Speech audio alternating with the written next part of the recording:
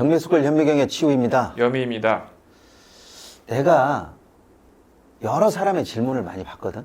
그렇죠. 네. 질문을 받다 보면 웬만하면 질문에 답을 해주는데 가끔 내가 질문에 답을 못 할 때가 있어. 그게 어떤 거냐면 언젠가는 뭔가 되지 않겠습니까? 이렇게 물어보는 사람들. 언젠가는 뭐 개발이 이루어지지 않겠습니까?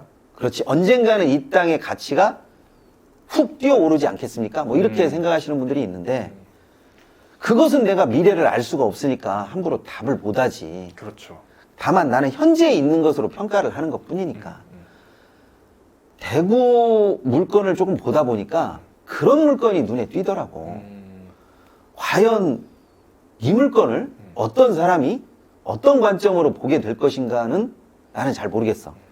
그런데 이 물건을 적금을 든다고 해야 되나 아니면 미래를 보고 이 물건을 선택해야 된다고 해야 되나 아무튼 답이 안 나오더라고. 한번 물건을 한번 보자고. 네, 대체 어떤 물건인지 한번 보겠습니다. 자, 사건 번호가 2022 타경 3004 물건이고 강제경매네. 강제경매네요. 이게 대구광역시 서구 원대동 물건인데 네. 이 물건을 보면 감정 가격이 6,600만 원이야. 6,600만 원 정도 되는 가격이네요. 근데 면적이 52제곱미터니까 한 15평, 네. 16평 이쪽 저쪽인데 그렇죠. 이러면 가격이 상당히 비싸. 감정가가 6,600이니까 15평이면 500 정도 되는 거네요. 평당 500. 그런데 이 물건을 둘러싸고 있는 상황이라든지 주변 여건을 보면 그 정도 가는 게 맞을 것 같아. 맞을 것 같아요. 그런데 이 땅의 활용도를 놓고 보면 그렇게 금액이 높게 되는 게 맞지가 않아. 맞지가 않다. 뭐 아무리 내가 맞네, 맞지 않네 이렇게 이야기를 해도 경매 물건이니까 떨어지는 게 이제 정석이지. 근데 이게 어느 정도까지 떨어져야 되는 것이고 또 어느 정도 떨어지면 들어가면 얼마의 이득을 볼 수가 있겠다라고 하는 이야기를 내가 쉽게 못 하겠더라고. 쉽게 못한다. 조금 더 세부적으로 한번 물건을 볼까요? 음. 자, 물건을 보시면 아까 봤지만 대지였죠. 음. 대지였고 제시유 건물이라고 나와 있는 걸 보니까 지금 여기가 매각제라고 나와 있잖아요. 그러면 그렇지. 이제 법정이상권 문제가 또 생길 수가 있겠네요. 그리고 전입이 또 한 명 들어가 있고 확정 배당도 없는 전입, 점유자가 있다는 뜻이네요. 그런데 저 제시의 건물 현황에 보면 변소라고 있어. 네, 이 변소라고 하는 말 언제 없어졌는지 알아? 모르겠어요. 변소라고 하는 말이 아무리 뭐 어쩐데 저쩐데 해도 그래도 2000년 이후로는 변소라는 말 잘 안 쓰거든. 근데 이 변소라는 말이 들어갔을 정도 되면 이 건축물이 얼마나 낡았냐라는 거지. 적어도 30년 이상은 됐다는 얘기잖아. 변소가 뭐예요? 화장실? 아, 화장실을 변소라고 해요? 모르는 것처럼. 네, 저는 도시 사람이라 그런 잘 모릅니다. 네. 이 변소라고 있는 것 때문에 아무리 이 주택이 못 있어도 30년 이상이 됐단 말이야.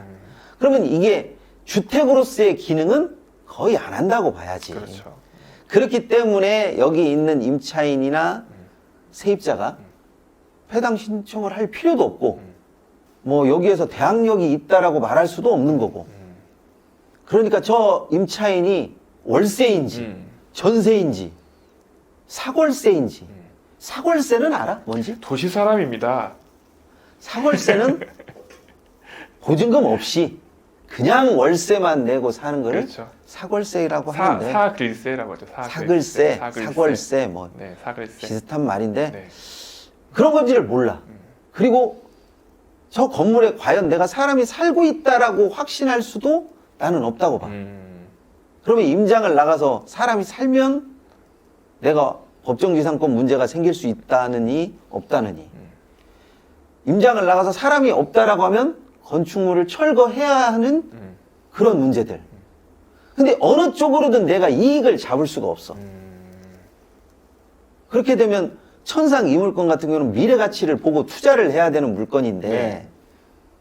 과연 미래 가치가 있냐라고 말하면 개발 계획이 잡혀 있지 않으니까 사실상 그런 것 자체가 요원한 거야. 그 입지를 한번 보면 자, 여기 사진을 보면 여기 중학교가 있고 사진이 좀 작긴 하지만 여기가 되게 낙후되어 있어 보이거든요. 유성 그렇지. 사진으로만 봐도. 또 길 건너에 조금만 더 들어가면 초등학교도 하나 있더라고. 약간 조금 개발이나 어떤 개보수를 좀 해가지고 좀 써야 되는 그런 지역인 것 같은데. 그런데 저 집 하나만 가지고 개발을 하고 재건축을 하고 이렇게 하기에는 말이 안 돼. 말이 안 되죠. 또 이 동네를 싹 다 뭔가를 해야 되는데 그렇게 하려고 하면 개발 계획이 잡혀야 되고. 그렇죠. 근데 현재로서 개발 계획이 잡힌 건 없다. 없고. 언제 될지 모른다는 거죠. 그렇지. 그러니까 쉽게 말하면 언젠가는 되지 않을까요? 근데 그 언젠가가 말 그대로 언제인지를 모른다는 이야기야. 그렇죠. 근데 제가 봐도 언젠가는 될 것 같아요. 그러니까 언젠가는 되겠지만 그 언제인지를 모르는 거. 그게 문제지. 그렇죠. 지금 여기 보면 사진에 이 집 대문이 나오는데요. 여기만 봐도 되게 낡았잖아요. 그렇지. 네, 사람이 저런 식의 건물은 도시 재생 사업이라든지 아니면 재건축으로 해서 한 70년대나 지어져 있던 건물 같아요. 그냥 저 사진만 봐도. 그렇게 따진다고 하더라도 벌써 50년이 지난 건물이잖아. 그렇죠. 저 건물의 가치를 측정한다는 것 자체가 무의미해. 땅값만 남아 있는 거죠, 사실상. 그러니까 이제 이 땅값이 다음번에 대지니까 어떤 건축물이 올라갈 그 기대 심리에 의해서 땅값이 조장이 되는 게 맞는데 주변 여건에 따라서 땅값이 조장되다 보니까 독단적으로 또 저 토지를 쓸 수도 없어. 그렇죠. 건물도 위에 있고 하니까. 그러니까 적금을 든다라고 저 토지를 사면 안 되겠습니까? 이렇게 물어보시는 분도 있는데 그러니까 그 적금을 언제 타냐는 거야. 언제 타냐? 쉽지 않은 일인 것 쉽지 같아요. 않죠. 기약 없이 기다리는 일이 쉽지 않죠. 그러니까 이렇게 되면 내가 금액이 아무리 떨어져도 무서워서 못 들어가는 거야. 그렇죠. 그런데 이제 이거를 들어가시는 용감한 분들이 가끔 나와. 그렇죠. 왜 나오는지 알지? 그렇죠. 그 기대 심리로.